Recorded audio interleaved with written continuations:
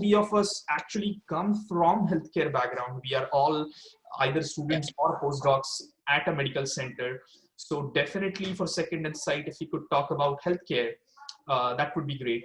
And So we're going to talk about the healthcare article and basically healthcare and and technology, like how the digitalization of like how the digital technology is going in the healthcare is probably going to evolve and which are the key areas. Mhm. And I think like this time I would make it more of a discussion because I think I would be more than willing to go beyond the article and hear what ideas you guys might have in Yeah. kind of all these aspects. So just to summarize the article, to give it 30 seconds of a minute blur for the audience to appreciate what we are talking about in here. So basically, these articles deal with that how which all different segments in the healthcare industry is gonna grow and at what rate with the digital technology. So they basically have like 4 or 5 major areas in which the care delivery basically they think is gonna be generating the maximum revenue, will have the highest market share. With care delivery, it basically means that um, delivering therapies to the home, generating more target therapies, Mhm, mhm, etc. So like mhm, so it can be anything, which is like the uh, getting a pharmacy delivered to your place, or someone coming up with a sensor which monitors your mhm, blood pressure, your diabetes levels, and get it mhm, communicated to your physician. mhm, mhm, Maybe the technologies which allow you to like remind you to take your pills at times and things like that. It can be any processes which improve the uh, current standard of care. The other one is R&D process, which is basically how you can fasten up the probably the clinical trials and etc. The processes mhm, like that, digital clinical trials mhm, as well. mhm, The third one is wellness and prevention, mhm, which again goes back to your probably your Apple Watch or Samsung Health, mhm, etc. Uh, Diagnosis is also something which can people are trying to do digitally. I'm also kind of interested if there is something comes up with the mental health and diagnosis, mhm, it's because I think that is something which holds a lot of potential in my opinion going forward. If we mhm, can have better AIs, and the last one is more linked with the corporate or like the operations of the pharmaceutical companies or the mhm, healthcare industry in general, which is like how can you smoothen the backroom operations with automation, or how can you improve your bottom line by looking into the finances and etc. mhm, mhm. So let's just focus on the first four since we are more from coming from a more of a PhD background. So and let's discuss what ideas you guys might have in the care delivery system where you guys think it would go R&D Yeah. process. And like if a venture capitalist or a VC firm came to you and asked for that, you have $100 million which we want to invest. Mhm. What are the criteria you guys would want to look into the technology? How would you rate that technology? Yeah. Yeah. Yeah. So yeah, I think that's a very interesting question. So the first thing, if I let's say if I am the VC firm looking into these technologies for investing, the first thing I would be looking at is like the value generated by this particular technology. So what will be the value created now, let's say 5 years from now and 10 years from now. So I would like to look into the future and see how much value will generate, not only in terms of the revenue, but also in terms of like the betterment of the patients. Uh, like you mentioned that these are like the point of care devices, right? If we talk about point of care devices, this can be installed like, let's say, like long-term critical patients who are like who remain at home, or let's say in ICU as well, where can they act as a like like some sort of alarm system, and maybe old age homes is another option as well. So I think like what is the total value generated by this technology as well as now in the future, that will be my first criteria. And my second criteria will be like how transformative the technology is, because that brings me to the next point. Like if I invest in this company, is there a threat from competitors? Like, is it very incremental discovery, or it's like a land, like a breakthrough discovery, because it's a transformative discovery. Exactly. Change the current standard of care. Right. Because that also gives me some sort of barriers for others to entry, right? And if I'm investing in an asset, I would like that barrier to be very high for my competitors as well.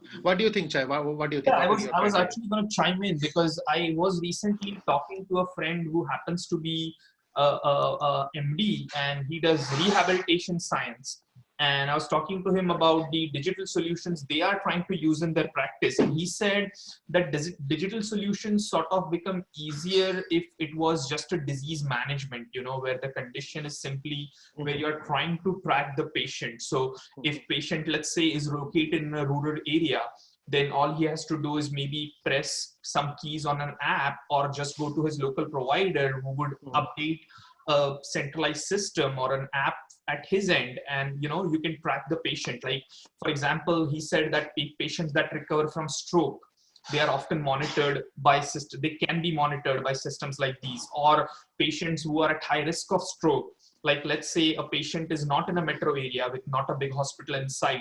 He would go to a local provider, check for signs of stroke, which is all updated digitally. And then that's how a digital app is being used in that segment. But he said he's specifically into rehabilitation science, where you need to have a provider present to do I mean, there are two aspects to it. So yeah, you rightly pointed out that it is not just about the application itself would be, in my opinion, would be key. Like what kind of disease area or therapeutic area, or that the particular technology is trying to address. I personally see the application, like I would be if I were a VC firm and trying to look at digital solutions for patient care, then I would be very curious to find out apps which would allow for management, because then like just tracking symptoms, like patients with high blood pressure, patients with diabetes who just want to keep their health records and not have those weekly or monthly, bi-monthly visits to providers, where it becomes impossible for providers to see so many patients at a time. If we could invent solutions, I mean, there are solutions out there right now, but if there is a way to revolutionize that technology, then that's something I would personally be interested in from a scientific point of view, as well as perhaps from an investor point of view. What do you guys think? I mean, I think like all those are relevant points. I think something which now everybody is going for, like the precision medicine and the personalized care. I think in a way I see the things going in 10 years down the line, like probably even the apps or these digital apps which are out there becoming very personalized to your own biometrics or whatever, like your own symptoms, and how this would actually become like how your social media profiles are, which you can like regulate very actively and use that in a way to maximize or leverage the current healthcare infrastructure which exists. So like maybe like a suite kind of a system, or one-stop solution app coming out, which allows you to do different things. Like maybe if you have some specific conditions, you might go there and try to look for clinical trials available for you.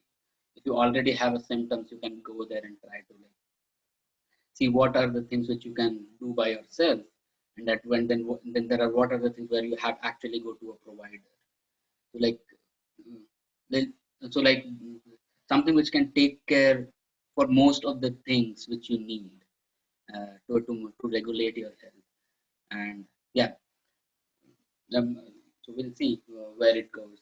Yeah, but that would be something which I think the industry might be moving forward to, like making personalized apps, and if they can like track your moods and mood disorders, then I think like that would be great achievement.